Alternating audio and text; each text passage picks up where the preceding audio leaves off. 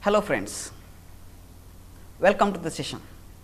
Today I am going to talk on the topic of principles of utmost good faith. In the previous session we discussed about insurance, what is insurance, why insurance and how insurance works. Today let me discuss the various core principles which will influence on the practice of insurance activities. Insurance is a device which is used by the individuals and organizations in order to transfer their risk by paying regular consideration in the form of premium to the insurance company.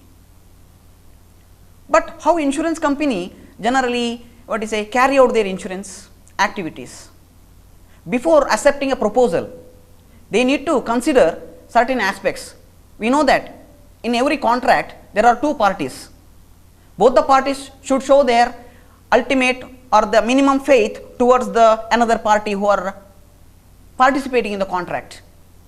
Let me say principles of utmost good faith. What is faith? It is nothing but being open and truthful to the another party who are your counterparty in the contract. Utmost good faith, it is a positive duty of an individual or institution to disclose material fact completely and fully which are material to the decision making process of an insurer. Every party involved in the contract are legally obliged to disclose all the necessary factors which will influence on the decisions of the insurer to accept or reject the proposal. Let me clarify further.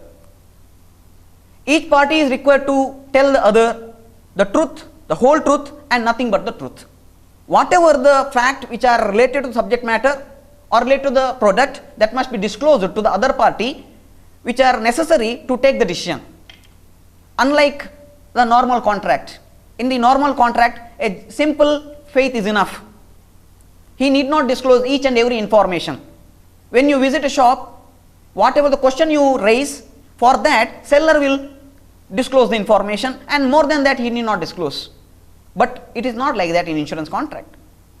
Even though insured or insurer asks for the information, he should disclose more than whatever what is asked by the insured or the insurer. Here both the parties are having responsibility to disclose the material fact. Failure to reveal information may end up with a void contract. In order to avoid, so a failure or non-disclosure of information give the right to announce that the contract is not valid. Material fact, I said, what is material fact? My dear friends, here facts which are necessary to take a decision or a fact which will influence on the decision making process of an individual or facts which will influence on the ability to assess the fact or the situation or situation which will influence the insurer to decision to accept or reject the application or accept the application with the higher premium or accept the application with the other specific conditions. In the general transaction, if you look into the slide, you will get to know in the general transaction simple good faith is enough. Seller need not disclose every information to the buyer. Seller is responsible to answer only the question raised by the buyer. Here we say caveat emptor or the let the buyer beware. If you want to get the real and good product, you must be extra careful, so that in order to keep your safe, you should ask questions with the seller. You should ask about the conveniency, usability and all aspects, technical aspects you need to raise. On that basis seller will give the information. If you fail to ask any information in the later stage, if you say the seller has sold you some wrong product, then you cannot claim or blame the seller. In order with that matter, I would like to say here seller should have minimum faith in disclosure of information. But in case of life insurance or general insurance, any aspects of insurance, insurer should show ultimate faith towards the insured as well as insured should show a ultimate absolute truth to the insurer. Because reason, when you go to shop, if you want to buy a product, seller need not know the buyer, but buyer want to know the product. So with that matter, you will raise a question, you will get to know information about the product. But when come to insurance contract, you will get to know some information through the prospectus and through the agents or the insurer about the product. And later onwards, here major risk is prevailed, or risk is involved with the acceptance of risk or the subject matter for the insurance contract. So with that matter, who is having more risk here? Insurer is having more risk. So with that matter, when you or X person go to the insurance company and will submit a proposal or application, insurer may not be having any information about the subject matter or the life or the property. So with that matter, insurer want to know more about the subject matter. He may not be knowing anything. So with that matter, we expect more faith, absolute faith from the insured or the proposer or the client. So he should disclose more and more information, because seller don't know what is the feature of a subject matter, what are the risks involved with the subject matter,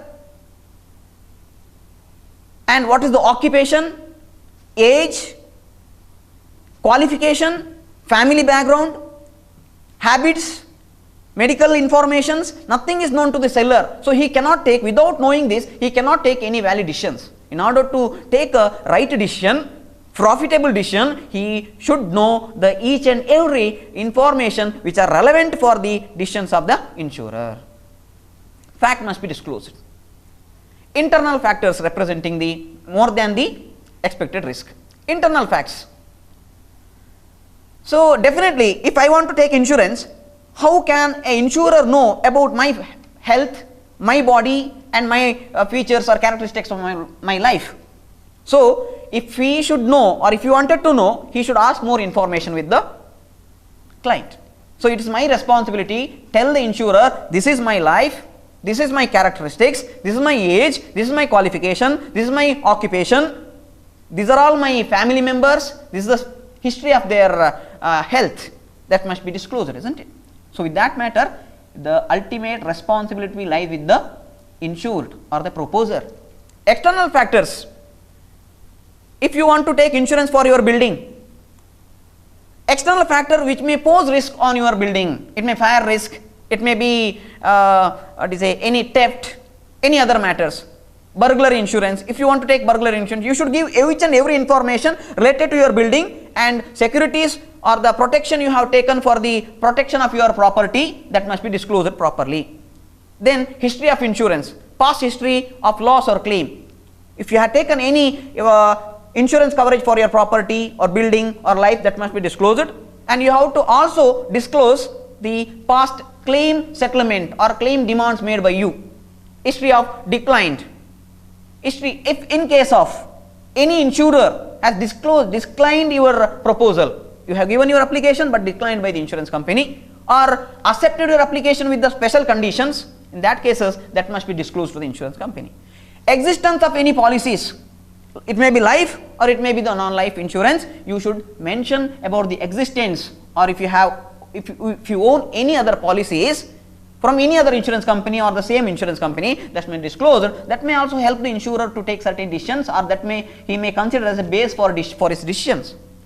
And full disclosure of insurance, all description of the insurance. So insurance company should also disclose each and every terms, conditions and benefits of the insurance product to the policy holder or the proposer. For example, let us look into the example. In case of fire insurance, what kind of information need to be disclosed? If you want to take insurance for your building, the construction of your building, material used for the construction of your building, nature of its use, what purpose you are using, are you using for banking purpose or official purpose, office purposes, or are you using it for any mechanical workshops, are you using it for storage of any weapons or materials, explosives, that must be disclosed. Materials used, that's what I say, whether it is a kacha or what is a concrete building, that must be disclosed. Safety measures taken. If you want to take theft insurance, do you have CCTV, do you have security, what is the facility there, Do you have alarm system? All this information must be disclosed. So these things are necessary to disclose when fire insurance you are taking. Motor insurance, you should disclose about your motor, company of manufacturer, year of manufacturing, and cubic capacity of your vehicle. That must be disclosed, and what purpose you are using that vehicle, that must be disclosed. That is the motor insurance. Marine insurance, type of packing, because whenever you are exporting goods, you want to take insurance for that particular product, because in order to take a protection against the loss in the transit.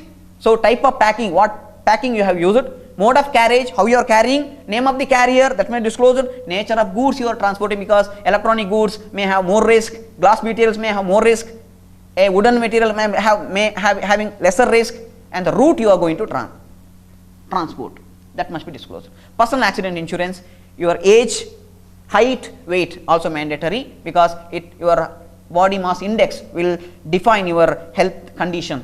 Occupation, if you are working in as a lecturer, risk may be less. If you are working in a workshop, maybe risk is more. If you are working in a mining industry, maybe risk is more. If you are working for defense industry, defense, you are more having vulnerability or having risk.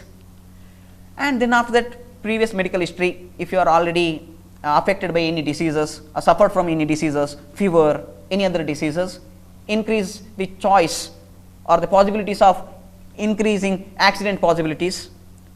And bad habits, if you have a habit of consumption of alcohol, consumption of cigarettes, in that case that must be disclosed to the insurer. Burglary insurance, maybe generally bankers, jewelry shops, or whoever keeping in it may be in the warehouses, whoever keeps the materials, finished goods, raw materials, unfinished goods, whatever. Nature of stock, that must be disclosed. Value of stock must be disclosed, and type of security provided to the building, that must be disclosed to the insurance company. Facts need not be disclosed. Every information need not be disclosed. What kind of facts? Facts of law. You cannot say that I was not aware about the law. So with that matter, facts of law is very, very important. So overloading a vehicle, bike, you can travel with 2 people, you cannot carry 3 people, that's overloading. Triple riding, it is not possible. A vehicle having specific ability or the ability to carry the goods, you cannot overload. Because of that, that vehicle may break down, that may lead to loss. Facts which is lessen the risk. You in your building there is a fire and safety system. In your building there is a CCTV. In that case you need not disclose. If you disclose, maybe your application will be accepted with the preferred basis. Facts to common knowledge. Process involved in the production. That a insurer must know what is the process used in the production of a particular goods. A transport, that need not disclose it.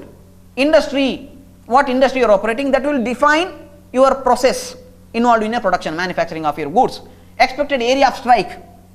In a particular area there will be continuous strikes will be taking place. In that cases, that is common. Riots will be there, communal issues will be there, terrorism activities will be there. In that cases, that is common to known to all. So with that matter, that need not be disclosed. Facts which could be reasonably discovered.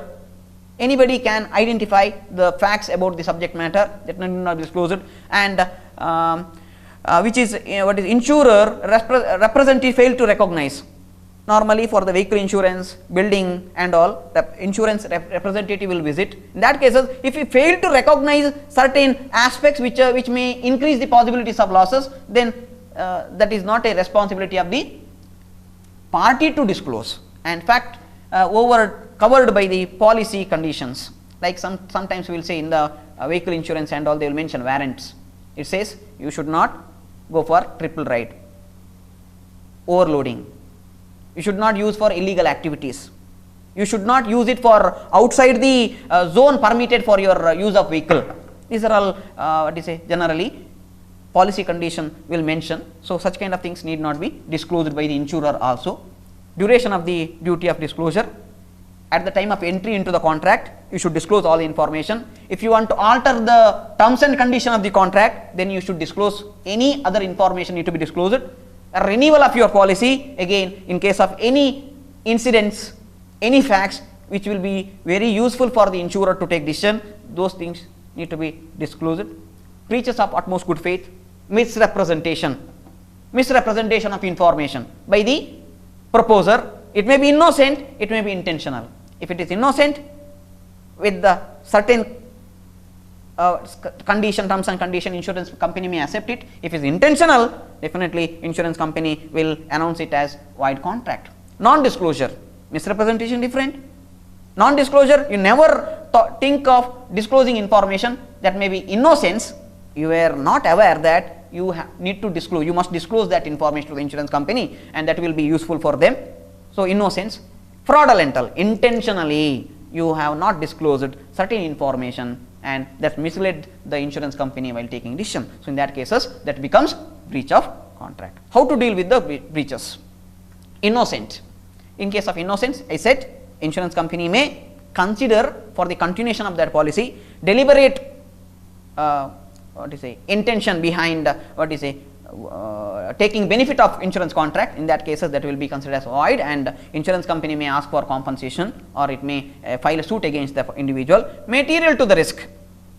If the information which is not disclosed by the proposer is material to the risk, then insurance company may take action or they may consider as illegal or void contract. If immaterial to the risk, that is not at all. If that is disclosed or not disclosed, there will be no effect on influence on the insurer decision, then that need not be disclosed. Thank you very much. Let us continue the same principles of insurance with the insurable interest in the next class.